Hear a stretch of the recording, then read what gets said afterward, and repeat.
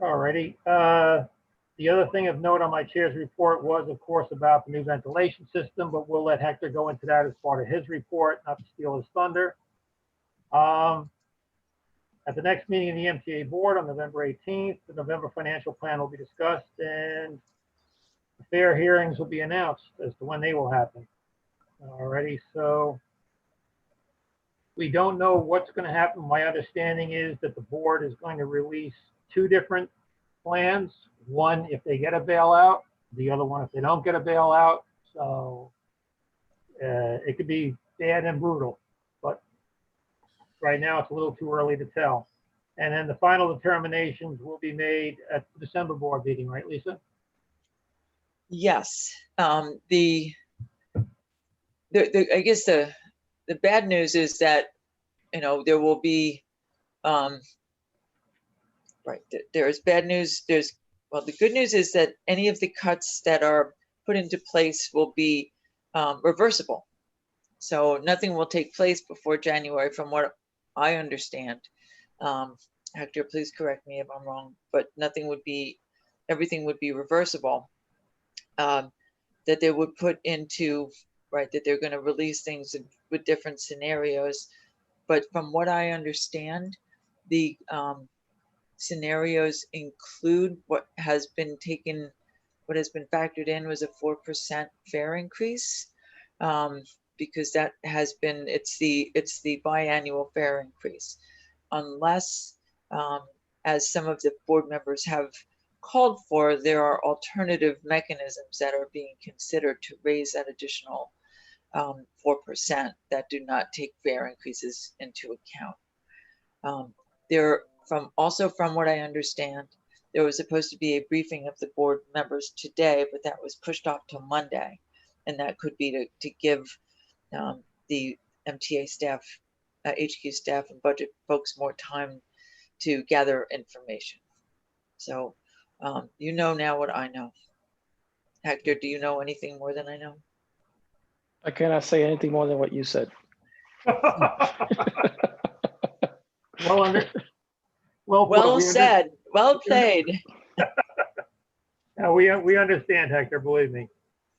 All righty, so without further ado, we'll go down to Hector. And before we start, Hector, I just want to mention that we did send out to the board, to the council members, an update on the positive train control for both Long Island Railroad and Metro North. So I asked the council members if they had any questions, but I mean, I guess it's just Larry. Do you have any questions on that, or did you get a chance to look at it? Yeah, I looked at it. Not on. I've on something else, but I'll wait for the proper time. All right, but Hector, we're looking good on that, right? Yes. As far as meeting the schedule and. Yes, we're still on track. Very good.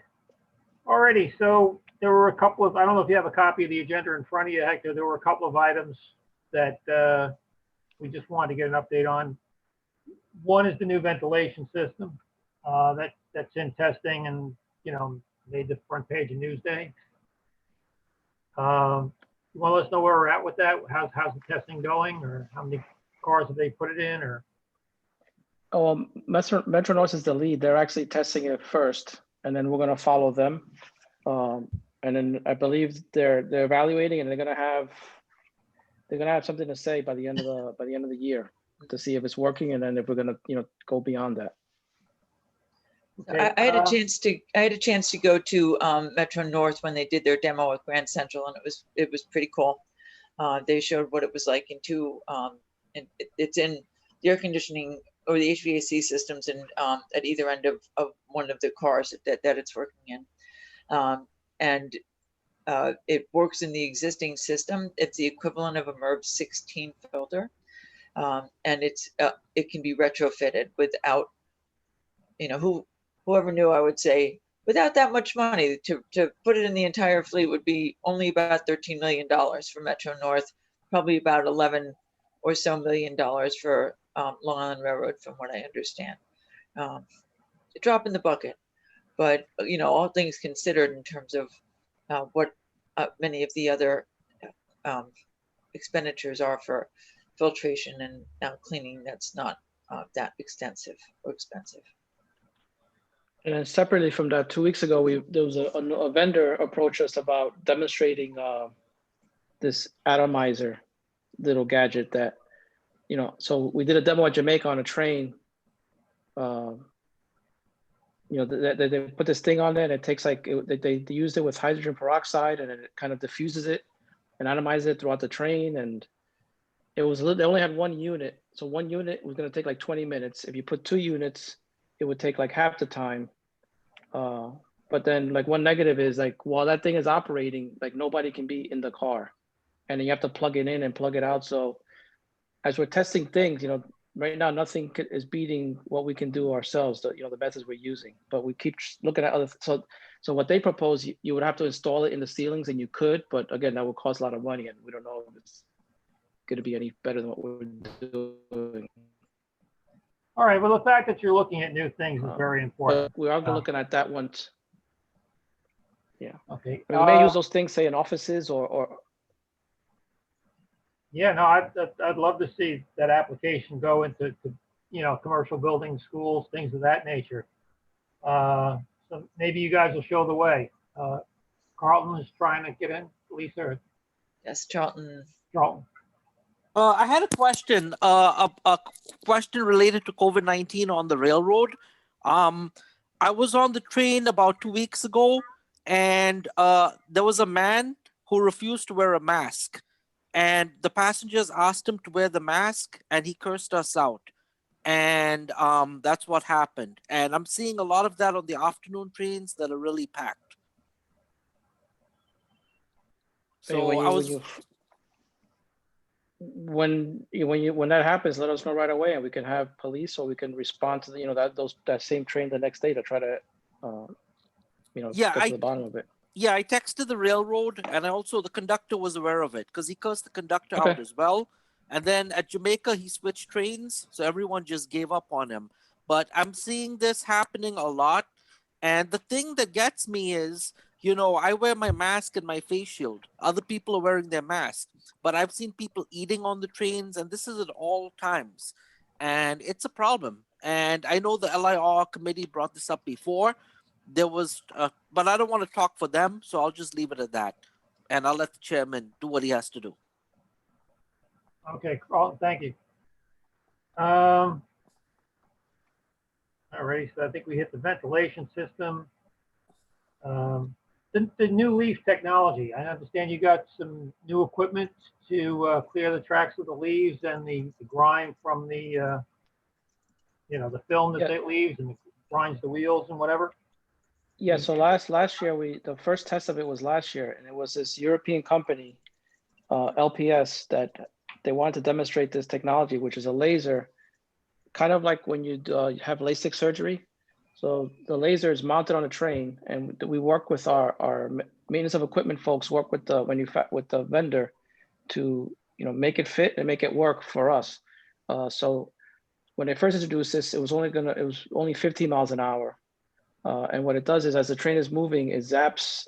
It's aimed at the rail, and it just disintegrates the residue and the leaves, whatever's on there. So it kind of clears it. In the past, we would use these sandite trains and we would drop this material on there to make it kind of gritty and add some friction. So now with this laser train, we expanded it to 2 trains, running 2 trains of doing that. And then we also increased the speed to 25 miles an hour now. So we can kind of cover our whole system like in 2 days. We kind of targeted to areas where we have more slip slide, but then in a way it's saving us money because now we don't have to buy that other material that's putting it on the tracks to try to help. This is actually more effective. We're hoping the leaves are starting to fall heavier now, so we think it's working, but we'll have more data soon to see if it, how successful it actually was. Well, that should save you some money in the shop too, because there'll be less wheels that have to be regrind and, Correct. Because I know that when it gets to be prime time, you guys are working with double shifts on that? Redoing the wheels? Yeah, well, we have 3 years ago, we had a big problem. We were short, but now we have additional rear touring machines. So it does take time, but we have more machines now, so we can take care of it faster. Okay, great. Can I only ask, are you doing the same amount of leaf of tree trimming and paring, or is that you're hoping that this is going to take care of some of that? No, we still do that. We have it we have it on the way right now. We're like in Queens and also out east. That's just every, we get 2 years ago, we went very aggressively with the tree trimming, and we had a 4-year plan, and we kind of did 4 years in like a year. So now we have some money, and then now depending on how much money we have, it's continuous with 600 miles. By the time you finish, there's always more stuff to do. Time you finish, you go back and start all over again. I mean, what we have been doing the last few years, like in the past, we will leave like a buffer. So we're actually going property line to property line. So we're making some communities unhappy because they don't like to see trains in their yards, but we're being more. So whenever we do have money, we're being more aggressive and removing more vegetation, so it's less of a problem. Well, I can attest to that because I saw that on the Montauk branch. I mean, they take it right back, just level pretty much everything right back to the property line. So there's really no tree buffer or whatever. So it's effective. It's not pretty, but it's effective. And that's what you're going for, really. And it's on your property, so they really can't say anything.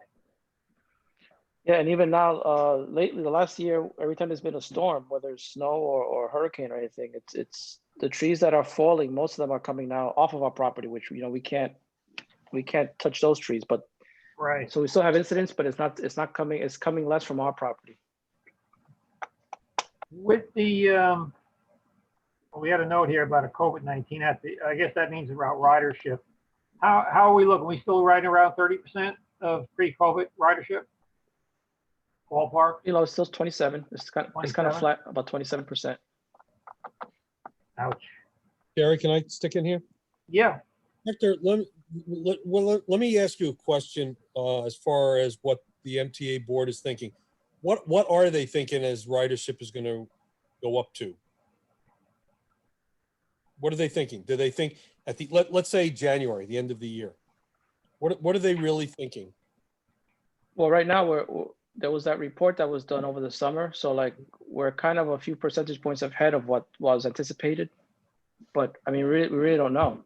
What we're hearing anecdotally is, some companies were planning to come back in January, but now many companies are deferring to like, July. So we don't have any confidence of what's going to happen, really. Yeah, I think part of this coming back also in regard to, now I'm going to go back up to the ventilation. I think you've got to get the word out. You've got mailing lists because you've got all the people on mailing rights, so you have everybody's addresses. I think you've got to dumb it down to let people know what the railroad is doing and start even doing it now. Like, we have a new system that's going to give you a MERV and then say what MERV is. MERV is a relationship of how much filtration is, blah. I mean, you got to really lay it out to people because it's going to be a big decision as to if, and I'm going to keep saying that word, if people are ever going to come back. There's a lot of companies out there that have learned to work from home. I was in Washington, D.C. the past week, and they've got the same issues. People aren't riding the metros. People aren't riding that because federal government has learned to work at home. And a lot of federal government's not coming back. So there's a lot of other people besides MTA that's in the same issue. Lisa? Yeah, I don't know if it's that people are afraid. It's more, I mean, some are uncomfortable, but it's more about if they don't have to commute, then they're not going to ride the train. Well, it's that. It's, it's like getting a raise in your pay, getting of $100 a week that you're not laying out. And to be honest with you, people are scared to be on a train. They're scared to be in a tube. They're scared to breathe the same air. Airplanes now have developed the same type of system that you are looking at for the trains, where they've got severe heavy duty MERV filtration. And I think you've got to figure a way to put out flyers and inform the public and the riders.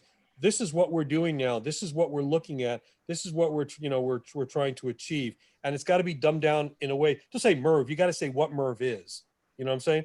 I think the railroad's got to put it out in layman's terms for all sense of the words. So, maybe people will come back. So Larry, I'm so glad you brought that up, because Sheila has been working on a report for many months called Getting Riders Back on Board, which is basically looking at what it's going to take to get, it was written from the perspective of what's it going to take to get Sheila Banash back on board a train. Well, she has written since then, but it is, you know, looking to address rider concerns from a variety of different perspectives, including ventilation, including cleanliness, including mask compliance, including all the things that we've just discussed. And we've been working and meeting with the railroads and the operating agencies to address some of the topics that we're talking about here today, to help get out, you know, to raise some of these issues and also put it in the context of funding. So once we've gotten the next iteration of what we're going to do, we're going to share it with our members so that we can help, so that you can then help us further, you know, with the language that will help to then get it out to other riders and share, you know, what's it going to take, you know, to get people back on board to exactly the points that you're making. Because I know people who are terrified, they won't even leave their house. You know, that may be an extreme, but it's true. And, you know, there's not always a rationalization of fear. So trying to make people come to a comfort level that they can accept is probably the best way to address some of those concerns. Yeah, I mean, I'm in quarantine right now. Okay. For another 4 or 5 days. I'm waiting for a COVID test to come back. It looks like you've got a bunch of things to read. So. No, it's just one of my. I'm outside my office, so. Yeah, but it was a rough week, and you know, I have a lot of time to deal with. I've been on meetings up the yin yang online, and just from other companies and things of that nature, and in the meetings that I had when I was down in Washington, it's a universal problem. And the other problem that nobody's really realizing yet, and the current administration is not addressing yet, is not just the COVID-19, but what COVID-19 is going to turn into. Right now, there are various strains that are moving away that a vaccine that they create is not going to affect, because as everything else, the flu evolves every year. COVID-19 has evolved, and it has changed from what it was 6 months ago. And that's causing a big problem right now. And, you know, whether MERV 16 is going to handle it, I don't know. I'm not a biochemist. But right now, I'd be very interested in when Sheila's report comes out to see what she found. But I can tell you, people are scared. People are scared to be out in public. People are scared to be, you know, and then you got the idiots that are out in public. Like if you saw the Notre Dame game where 10,000 people rushed the field and all that kind of stuff. It's like, I couldn't even believe that was happening. I watched that game. Yeah, I couldn't believe that. I mean, one of the things though also is that people are riding more on weekends, right, than they are riding on weekdays, because they're traveling because they want to, less than because they have to. Is it about 50% on weekends, Hector? I mean, at one point in the summer, it was close to 50%. Now it's like in the 40s.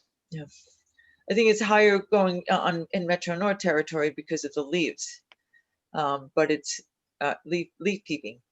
But it's, you know, it's people are, you know, there's a balance, because during, you know, people can stay home and work from home, and that is the next normal. I think you're absolutely right. I think Andy's been looking to ask a question. This is about the topic at hand. Earlier this afternoon, I'm glad we talked about this on Metro North. Metro North has been seeing an increase in ridership, specifically on the weekend.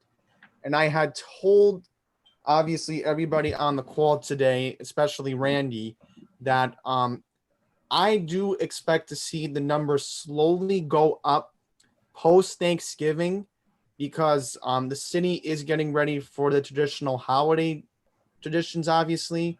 The Rockefeller Center tree did come today. Macy's, a week from today, obviously, they're going to have their holiday display. You have the Winter Village at Bryant Park. So you are going to see in both Metro North and Long Island Railroad, specifically for weekends until the end of the holiday season, see the ridership slowly increase. Now, is it going to be pre-pandemic levels? Obviously not, because Larry made good points. But I would not be surprised if that number went slowly up when we find out in January. And by those numbers, you don't mean the, you mean ridership numbers. Ridership numbers, correct. On the weekend specifically, not Monday through Friday. But I think it's going to be very slow because as you can see right now, the governor is starting to tighten the reins. Restaurants have to close by 10 o'clock, things of that nature. They don't want any large crowds. So a lot of the traditional things that bring people into New York City really aren't going to be this year. Yeah, they're going to put a tree up, but I'm sure they're going to really monitor how many people are milling around. There's not going to be much of a parade this year. It's going to be a rough year, but the things that draw people into the city just aren't going to be available to them. That's the sad part. And it's going to get worse before it gets better, I think. So if we do see any increases, it's going to be very slow. I think Christopher has a question. Yeah, yes, just wanted to back up with Larry because I actually agree with Larry on, with people getting a little afraid.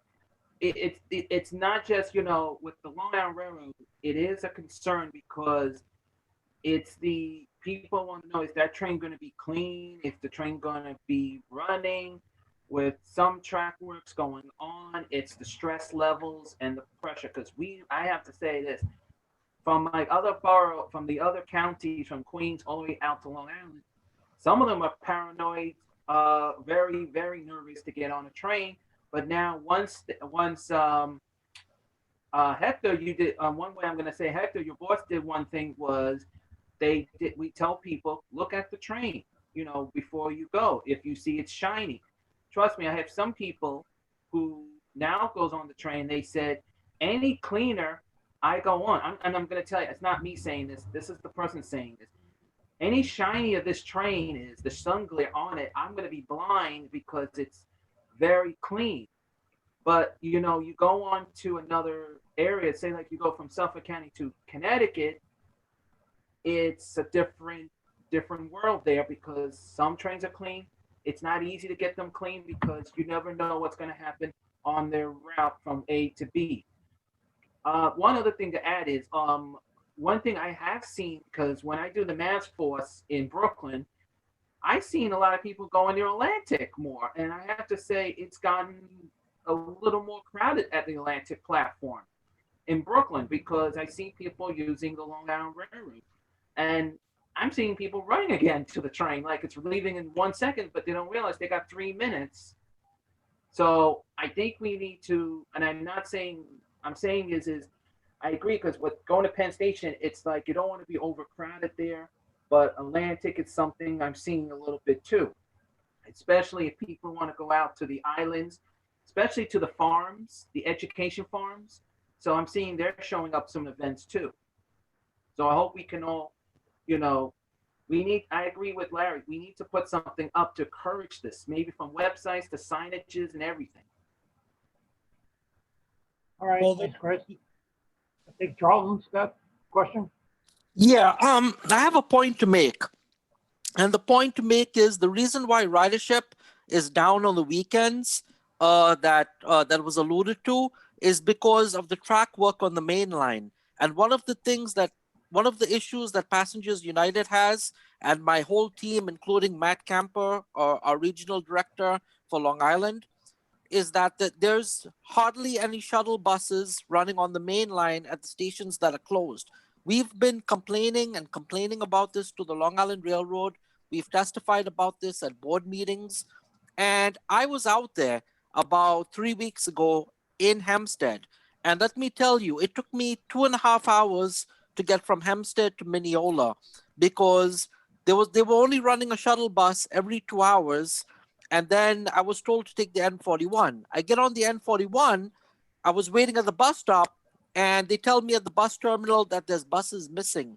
So my question is, why is Nice Bus even doing the Long Island Railroad shuttle? And this goes back to COVID-19. How do you expect weekend ridership to even increase if people have to take a shuttle bus that's run by Nice Bus that's not even coming or is missing in action, and people have to go to Hempstead when they could have taken a shuttle bus from Hicksville all the way to Floral Park and then get the Hempstead train from there. So I think it's also an issue of safety. Many Long Island Railroad passengers don't want to go to Hempstead by shuttle bus from Hicksville, only to then get on a train to go back to Floral Park.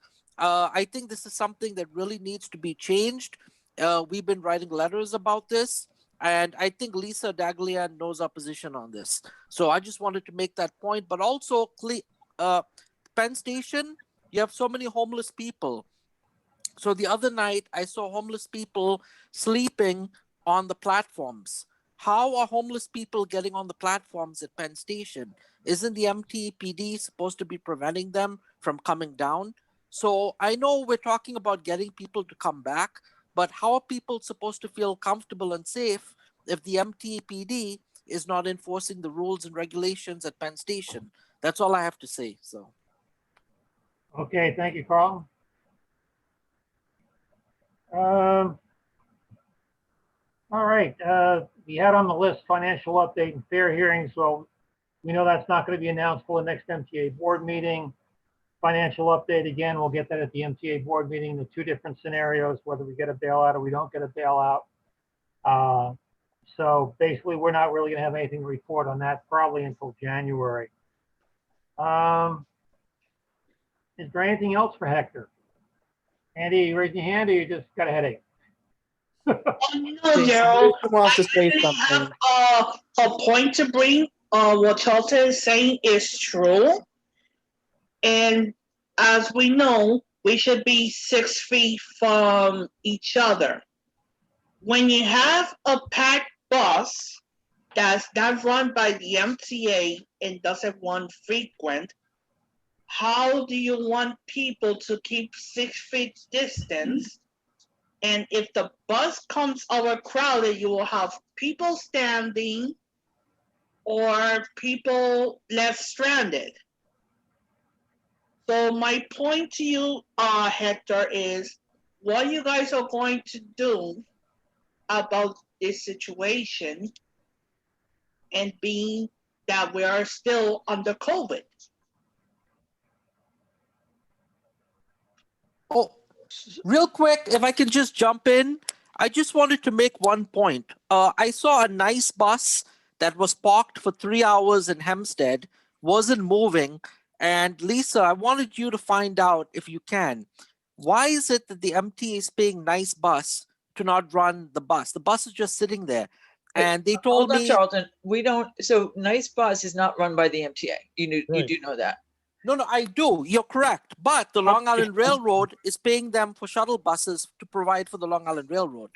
So why not send me and Hector an email and we'll look into it if you send us the details, please. Okay, but I was hoping also the LIRR chairman of this committee could look into that, because that's a waste of taxpayer money. And I think the inspector general needs to look into that. Why is But the you Long need to Island send us Railroad some paying them? details, right? I mean, we need like time, day, bus Sure. number.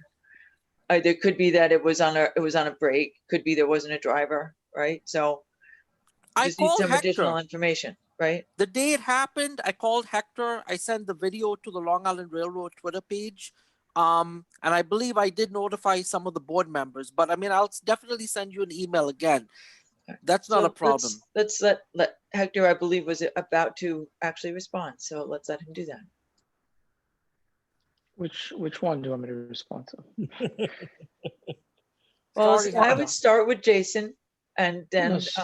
whatever you'd like to do. No, so I mean, on our system is public transportation, is mass transit. So in general, there's some rules about 6 feet social distancing, but that's not necessarily realistic on public transportation. So we're not guaranteeing that people can be fully spread out. We're trying to provide more service to allow for that. We're giving people the information that they can make their choices of which trains to use and which car to sit in.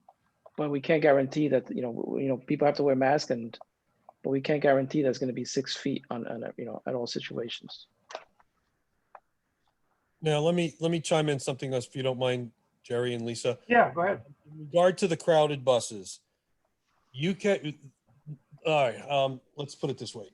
This is a K95 mask. It supposedly screens out micro, whatever. I don't have a regular mask sitting in front of me here. A regular piece of cloth, as well as it looks, doesn't do what a real mask does. And what you can do when you're on the crowded buses, if you wear a double mask, you are better protected. Because again, the K95s, these guys, all right, these guys, they supposedly screen out very high microbes. A piece of fabric, which I would probably say, and I'm going to make up this number, 75% of the people that are wearing, like Chris is wearing right now, that is really a piece of fabric with string on it. It will protect you, but it is not going to protect you at the rate that's an official piece of gear, medical gear is working. If you look at any of the masks you buy right now in the stores, if you go to Best Buy, or if you go to Kohl's or any of those things, you'll look in the fine print. It said this is used for medical services. If you look at it, you'll see it in the fine print. So the way to get around that is to double it up, like what Chris is wearing now. If you double it up, you will have more protection and more safety for yourself in a crowded bus, train, subway, whatever gathering. So don't be fooled that a single piece of fabric, even though it looks nice and pretty and may have a nice little decoration on it, it's not as effective as the good ones, the medical ones, or wearing a double. I was working all last week. I was wearing doubles all last week because I couldn't wear this K95 because it was too big. So I had double fabric and I was wearing that all week. And I'm still not sure that I'm clear. I'm waiting to find out. Face shield is good. It looks good, but it's only going to be good if somebody spits on you. It will not stop things floating in the air. I'm just being realistic. Yeah. All righty. Does anybody else have anything for Hector? Oh, I just wanted to say one good comment to Hector. I wanted to applaud Hector for something. What? Hector, from the bottom of our hearts at Passengers United, we did want to congratulate you. You guys did something right. And that was the cross honoring on the Long Island Railroad for the entire month of November for the E-Train. Everything worked pretty well. Riders got really used to it. And actually, what we learned during that closure is that the trains did not get very crowded. And I think Atlantic Ticket, maybe now is the time to do a pilot to Penn Station, at least on weekends and overnights. I could see that because the trains are empty. So maybe that's something y'all might want to test out now just to see what the gauge is. But I can tell you, when it was free, we did not see the overcrowding. Even with all the announcements, even with me going on Pix 11, news and all that stuff, still people didn't ride the railroad. So I think the fears about people overcrowding the trains is a myth. I don't think that if y'all gave Atlantic Ticket to Penn and y'all had it there, I think it would be a huge success. But that's something y'all might want to pilot. So in that regard, y'all did a great job. Also at Queens Village, I did see the railroad employees cleaning the garbage cans, spraying it down, spraying down the door handles. I saw them spraying the platforms, and the Queens Village Bridge has also been repainted. So thank you so much, Hector, for that. You did a good job on that. Okay, thank you. Can I say Hector. something nice too? Yeah, go ahead. All right. So I took one of the Long Island Railroad getaways. I'm not going to say which one, although everyone can probably guess. And it was only the second one that had been since they resumed this year. It was really professionally done, very conscious of the climate in which we live right now. I highly recommend it. The businesses were thrilled to have people come to them. It was the railroad employees were terrific. We were not crowded. Everything was done really with an eye toward making sure that we were safe, comfortable, and tell us which one. And had fun. You know which one it was. Okay, it was on the North Fork. There were buses, and might have been some wine involved. There was not a lighthouse. Okay, there was not a lighthouse in sight. Okay. But it was really I recommend them. It was really terrific, and it's a great way to support the businesses. and the railroad. Okay, great. Hector, I got one for the next meeting, which is January. So you got like 2 months, if you could. Okay. Excuse me, I have Looks- something to add too. I did raise my hand. All right, well, relax. It looks like Moynihan Station is getting pretty close to being in a situation where they might be able to open it or use it. So I was wondering if for the January meeting, you can get us an update on that, you know, how it's looking. We've seen some pictures of it. It looks great. And then also, if you can just, what does that mean to us on the Long Island Railroad when they move across the street? You know, how does that affect us? So if you could just get us a little information on that for January, it would be greatly appreciated. I mean, it's supposed to be completed and open by the end of the year. So you're going to hear about it hopefully before January. Okay, that'd be great. So- Well, if you get any information, we'll pass it along to the other council members. Okay, somebody else had something for Hector before he leaves? All right, Chris? Yeah, I want to compliment Hector also And because so do I. It's Deborah Gray. Hi, Hector. Hello. hi. I do want to say one thing with Hector because since Vanessa and Ryan did leave us, but I do want to say a lot of things that Hector, I definitely agree with the cross honoring was fantastic because we have accessibility people who needed help, and there was one or two. Sometimes Long Island Railroad does get a little crowded, but people said, "Can I use the Atlantic Avenue?" Which they did, and they said, "Thank you." Some of your Long Island Care Division staff, you know, are fantastic. And the one thing that we're seeing is with the E-train running only a blue, you know, a little bit, it's giving people to know cross honoring it, showing the card, and at least you're explaining to them the procedure. So, you know, it has been a lot of things. A lot of people have been complimenting you and, you know, the team. Just want to let you know also. And I'm glad to see that, you know, we are giving out face masks. Long Island Railroad, thank God. But I do want to thank you really much, Hector, because Long Island Railroad is a place to go on the trains to out on the islands, either North Fork or South Fork or whatever fork you go to, just to go out there to moment of relax yourself and have a little adventure. Especially you have one adventure going on this weekend on the changes on the Long Island Railroad. You want to say one thing? Yes, and by the way, I'm really glad you do have the ambassadors for people with disabilities And seniors. and seniors because it makes it so much easier when you're trying to get on the train with your walker and they have the plate there. And the more important thing is, unlike Metro North, who thought I was a bicycle, you guys only make the ambassadors and even the conductors make sure that I'm very comfortable and that I feel safe before they leave me when I get on the train. And I appreciate that very much. So I want to say thank you. They're here. Great. Thank you.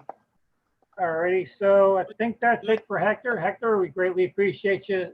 Can I I ask know him you've one had more- meetings all day today, so. Can I ask him one more thing before we let him go? Yes, go ahead, Larry. How far, because of the lack of people on the railroad and because of COVID, how far ahead is the railroad in their plans on main line and things like that? Because obviously, I think you've been able to get things done at a much faster pace than planned because of the lower ridership. And I got to tell you, watching you guys putting in the bridges and stuff and in the overpasses has been amazing. To see some of the stuff happen. But how are we? Is it ahead of schedule? Where are they in the schedule in regard to all this? So the third track project, that's like halfway done. We a month ago we reached the halfway point of construction. We have one more School Street grade we have about 4 grade crossings completed. School Street is going to open shortly, which is the 5th, and then early next year in Mineola is the last 2 grade crossings is on Willis Avenue. And we're actually going to do the Willis Avenue on the main line and Willis Avenue on the Oyster Bay branch. So by next summer, all the grade crossings will have been all 8 grade crossings will have been eliminated by next summer.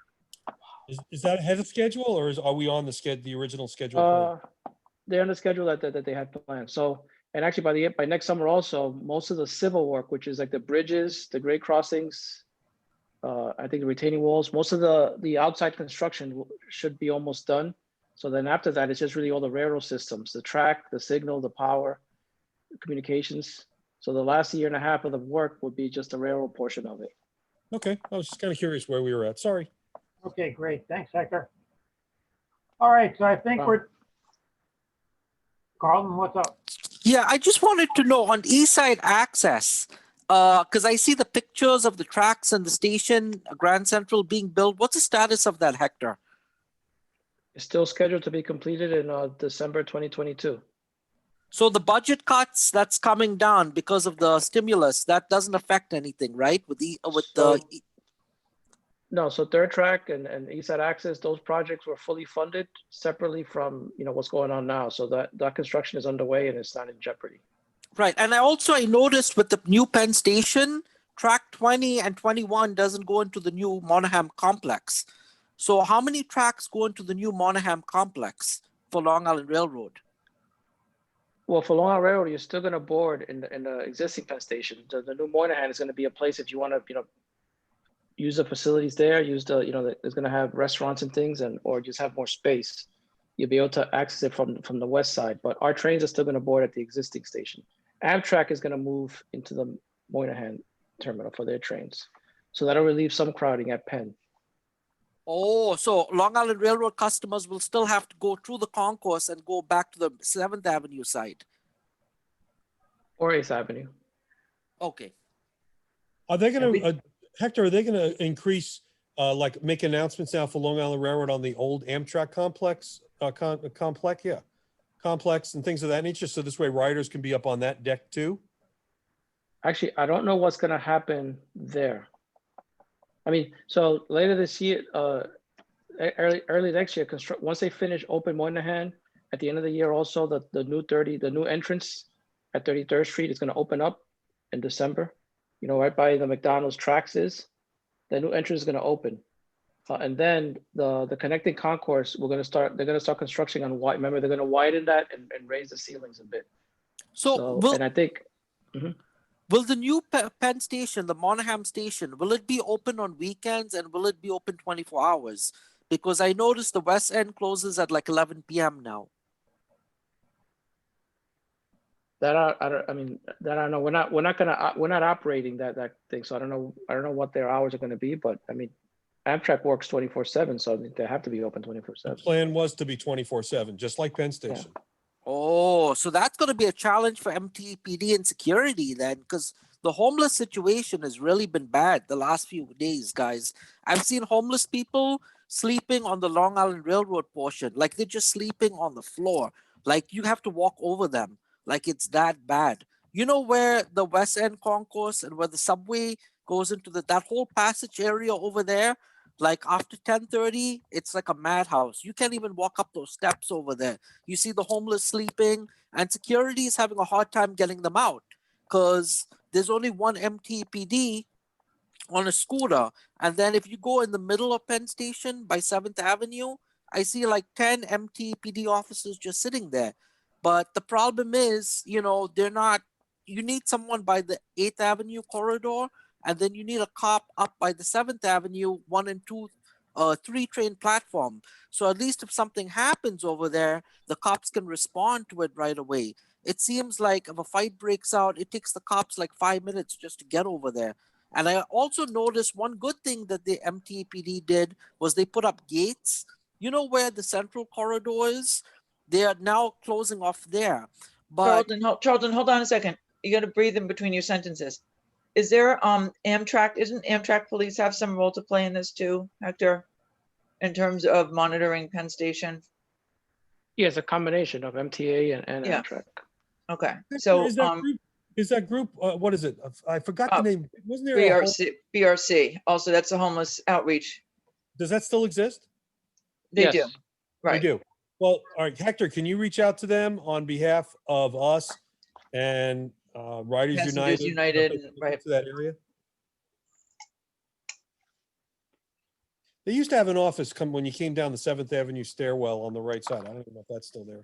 I was It's over still by there. the It's still Jersey Transit, at Yeah. the bottom of their escalator. Right. Actually, why don't you guys invite them to somebody that manages that contract to come to the next meeting to speak to this? I think that's a good idea. Lisa, can we throw that for the agenda for next month?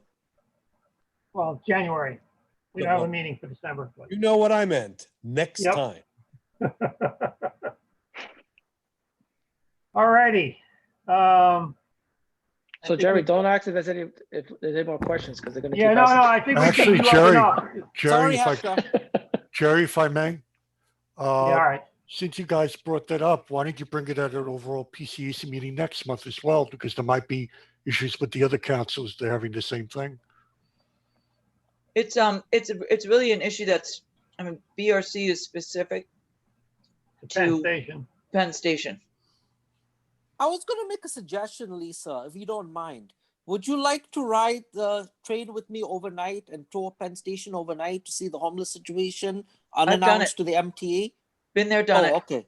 Thank you. Oh, Hector, if Hector wants to do it with me and see this for himself, unannounced one night. Carlton, I think we all know what the situation is. It's not There's pretty. a reason I We're- stopped We're doing well it. aware of it, believe Yeah. me. Oh, okay. I'm sorry, guys. And the unfortunate thing is it might get worse after, I think it's January 20th or something like that, when the mandate comes through about how you can't be thrown out of an apartment or something of that nature. So when the governor's mandate ends, I don't know what the date is now, but it could suddenly go up. January 1 so far, unless they Is extended that it. what it is? There's quick a simple I'm there's sorry. a simple solution to this, and the solution is only let ticketed passengers be on the gate areas. That would be, and I suggested that I think a few meetings before, and at least that'll keep the interior Penn Station safe. But then again, it's a very complex issue. We're not experts on it, and so I'll leave that up to you guys. But Right, but somewhere in the line, something is breaking down there. It's a great idea, but again, we've got to talk to the BRC people and MTA police who do patrol the area. You can't have an MTA police officer at every entrance checking a ticket. That's not going to happen. Yeah, no, it's not gonna fly. Right. No, I didn't say MTAPD. I meant like having a conductor. But also one point that I do want to make is that I've noticed when a train pulls in, a westbound train, and passengers are getting off at Penn Station, the homeless are going into the bathrooms, using the restrooms on the train, and then they're coming up the steps.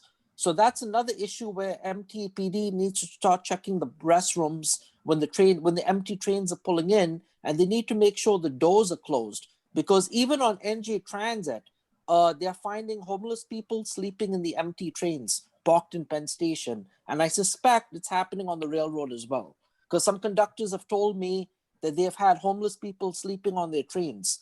And they called MTPD, and it was very hard to get them removed. So That's the first Charlton, time I've ever heard of it. Charlton, you should provide testimony on Monday. Okay, I will. Quick do thing that. for Hector. This is about MTA police. I've been saying now that Mineola needs patrols. In the past couple of weeks, I've been made aware of disturbing incidents where children and other individuals have been walking on the train tracks. So I just want to put that out there. Yeah, that's been raised. So we have our safety, and the police have been looking into that. All right, thank you. Thank you. One last thing, Hector, before we let you go. Why we are seeing an increase of unauthorized people on the tracks? How would you? I mean, traditionally around as you get closer to between Thanksgiving and Christmas, the holiday times, those incidents tend to increase. Last week there was an incident in Rockville Center. That one was a suicide because the person jumped. The one this morning, I haven't heard the details, but the one this morning was at a grade crossing. So I don't know if it was an accident. They were trying to, get across or something, but I mean, it tends to increase at this time of the year, unfortunately. Very sad. Very sad. Yeah, and that's why we need to do an outreach in suicide prevention, because in many stations, and there's people that could disagree with me with this, but there has to be signage indicating that if you're in distress, there's a hotline that you could call or text, and there will be somebody in the other line listening to you. So we Jason, have some of those. Jason, We those put signs new are ones there. up. Yeah, Those we put new signs ones are up there. last summer. earlier this year, we put new ones at the stations, at the platforms with the hotline information. You can text or you can call. for help. Jason, let me say something I've else. seen signs. If somebody it's gotten to the point that they want to kill themselves or they want to do harm to themselves, a sign is not going to do anything. They've already got this in their mind and they're going to step in front of a train or they're going to do something. There's no outreach that can be done that has not been done. And I will say the railroad does have a lot of posters. MTA's got a lot of posters and things like that. If somebody's gotten to that point, it's going to happen. And no sign is going to stop them, Jason. I'm sorry, Larry. I have to disagree with you in this because I have been in the peer specialist field. I was trained to deal with suicide situations. And what you're saying right there, if a mental health professional hears that, hell will break loose. All right, Jason, you asked about the signs. The signs are there. I mean, there's really not a lot. The Long Island Railroad is a transit agency. They're not a social working agency. I mean, they do what they can, but I mean, there are limits and we have to realize what those limits are. But Gerald, again, is that these topics like this,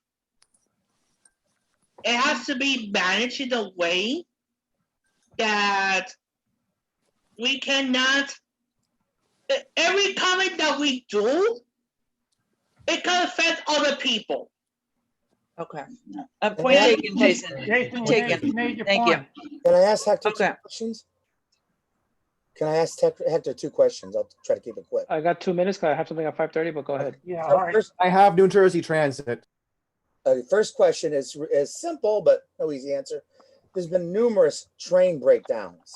And the second question is, if we don't get the bailout from DC, which at best might not come till spring, what it looks like, if we're lucky, one of the plans that I've heard was that it would basically finish East Side Access, and assuming we never got the money again, they just would never operate it. Those are the 2 questions. Oh, they sounded like statements. Well, I mean, in terms of East Side Access, right now we're completing it and we're getting ready to be able to start operating there. No decisions have been made over what's going on. We're still waiting on the funding and hoping for the best, but there hasn't been any decisions of what we are not going to do. oh, and can you pass on one thing about East Side Access? It would be really nice to know what people in diesel country would have access to, because I've asked this numerous times. I've never gotten an answer. But also the constant train breakdowns, especially on diesel equipment, it's just nonstop. Okay. Well, actually, that's a bad way to put it. So at some point, I'd love to know why these trains just keep breaking down and what they're going to do about it. Okay. Okay, it's 5:30. Hector has a hard stop. So Hector, we greatly appreciate you fielding all Thank you, these Hector. questions. Thank you, Hector. You've been Take very care. patient, Hector. Alrighty. Thank you, Hector. We love you. Thank you. Thank you, Hector. Have a good evening. Thanks. Okay, before we move forward, we have a new person here today. Mindy, would you like to take a few moments and just say what you do at Transit Solutions? Sure, thank you. My name is Mindy Germain, and I started this summer with Transit Solutions. If you're not familiar with the program, our mission is to reduce traffic and improve air quality. We're funded by the EPA, and we work directly with the Long Island Railroad to educate people about local transit options and hopefully educate companies, universities, hospitals on pre-tax transit benefits. So it's been an interesting time to start this job, as you can imagine. So my pivot really has been focusing on education.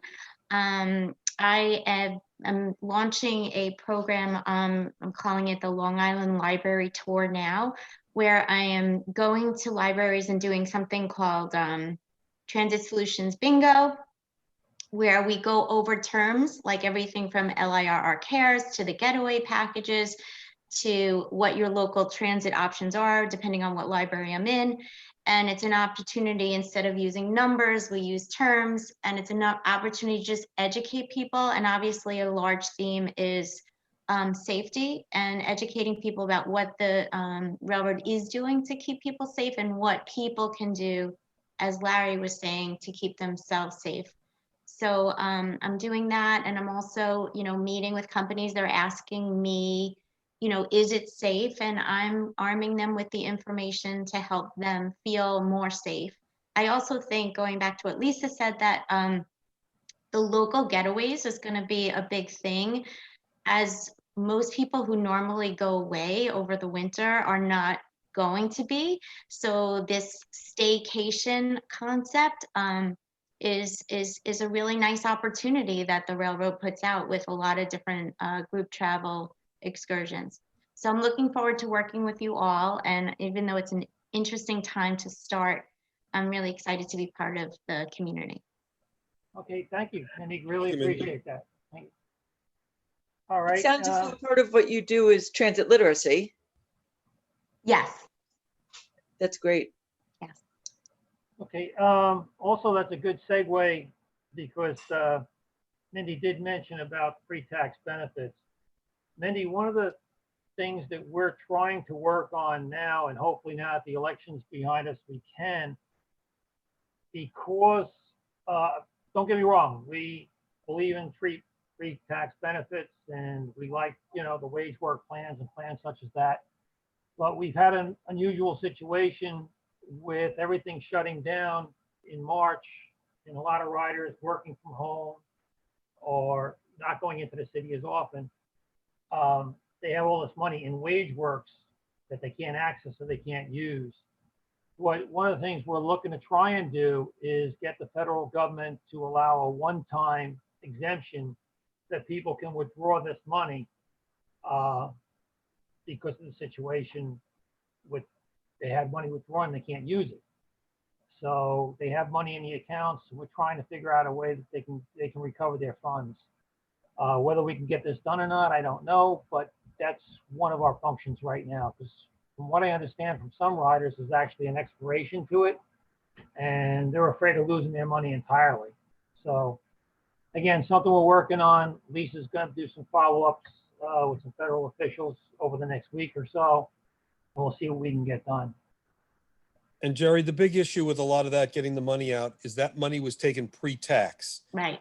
So that money has not been taxed. So it becomes an issue that if people have $1,000 sitting in that account, they're going to have to suddenly, there's going to have to be some kind of formula on paying tax on that money. Oh, it's real simple. You give them a 1099. Yeah, but that doesn't equal because of the, I don't know how, see, again, I'm not a tax accountant. Yeah, well, I'm just saying, it's workable. I mean, you can collect, so if you have $1,000 coming, they take the taxes out of your $1,000 and they give you a check for $850 or whatever it winds up being. But I mean, they shouldn't have to lose the whole amount. No, I agree. Yeah. It's something that needs to be resolved by March or by February, by the end of February, certainly. Yeah. Yeah. All right. Again, it's something we're going to work on. It's not so easy and cut and dried. If it was, it probably would have been done already. But it's something we just need to push. And we do, Lisa, we did have a couple of federal officials that said they were going to work. I think even Congresswoman Rice. Yep, and Lee Zeldin. And Lee Zeldin. So, I mean, we have 2 Congress members who are willing to work on this. So I guess now that the elections are over, now's the time to just kind of remind them. Yes. Well, I think the elections are just about over. Yeah. Well, you know what I meant. Yeah. They just actually called the election in Staten Island, Brooklyn today. Oh, if I can just add, there's 2 poll workers here. One of them being me and the colleague from the New York City Transit Riders, and you too. Oh, wow. All 3 of us. Okay, wow. We were poll workers. I didn't know that, Lisa. Wow. All right. All right. So we're down to old business. That's the only piece of old business that I had. Lisa, can you think of anything else, or? And Ron Troy says he's an election inspector in Suffolk County and says that the is not expecting that the elections are going to be called there for another week, possibly. So do you think that includes Lee Zeldin district? No, race? Lee's, He firmly won. the other one, Swazi. the one with Swazi. is Oh, gonna- oh yeah, right. That's a squeaker. That's a squeaker. They Right. haven't even started counting Swazis yet. Okay.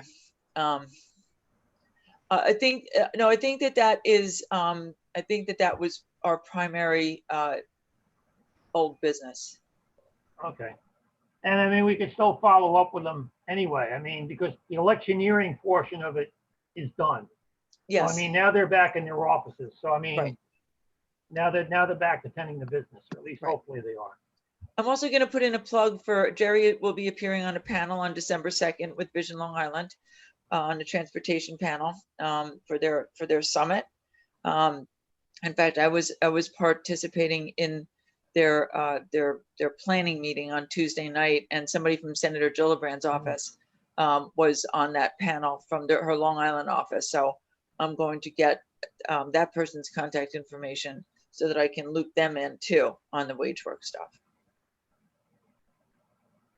Alrighty, that will conclude old business.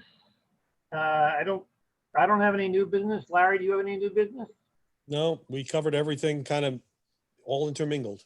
Right. Lisa, I think we got it. Yep, I'm going to invite BRC to January LIRRCC. Okay, Thank you and so then- much, Lisa. And Lisa, is it okay if I take videos and then send it to you guys to show y'all, so y'all can show this to the BRC of the homeless there? Yeah. Okay. Don't send it. I mean, let's see how big the video file is. Maybe do it in a Dropbox or something. Yeah. Oh, I'll put it on YouTube. Okay. No, Charlton, don't do that. Yeah, Oh, no YouTube, no. You're no. getting into privacy issues and things Yeah. of that. Don't do that. Oh, okay, all right. You're going to cause an issue. If you're going to shoot something, 5 seconds makes the point. That's it. That's good enough. All right, because They we're having a probably lot. know the problem too. Yeah, I'd because a say lot a of photo. I'm sorry. Go ahead. Yeah, I'll do a photo. But some conductors told me that they've been getting assaulted and spit on too by the homeless. This is now spreading to the railroad. That's why we're bringing this up now, because I think it's going to get a whole lot worse, like you guys said, in January and February when the real winter hits. And I think that there's going to have to be some sort of emergency intervention, whether it be, I'm not an expert, but you guys can figure that out. I would say that once the conductors start to get assaulted with regularity, that will raise the severity level of the issue as well. You have to keep in mind that there's a lot of law entities in Penn Station, from Metro Police, from MTA Police to New York City Police to the GI Joes, and there's a whole bunch of those. So, Yeah. It's a coordination effort too. Yep, definitely. All right. Being no further business, I would say we'd adjourn. Can't really have a motion. Oh, Andy, you have one last thing? Yeah, just as quickly for Chris. Chris, I'm on hold with NJT. What do you want me to bring up regarding accessibility? 'Cause Oh no, why don't you guys talk offline? Yeah, Thank talk you. I was offline, just gonna gentlemen. say that. Thank Yeah. you, Lisa. All right. Gerard, I do have one new business that I think it's related to Mass Force, because they did send it out on email. There's a What's new that? mask force. Yeah.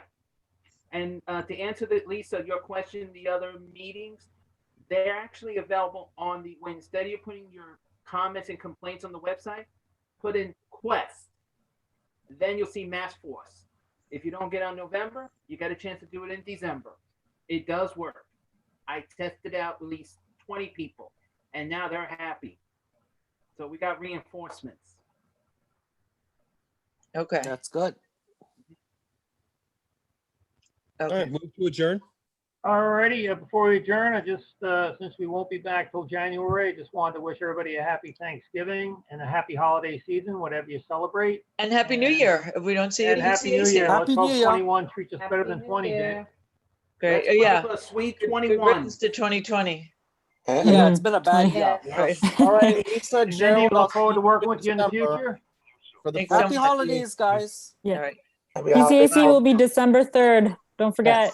I will All see you right, guys Sheila. then. Thank you. Bye. Sheila. Thank you, Sheila. Bye. Bye-bye. Bye, Sheila. Bye,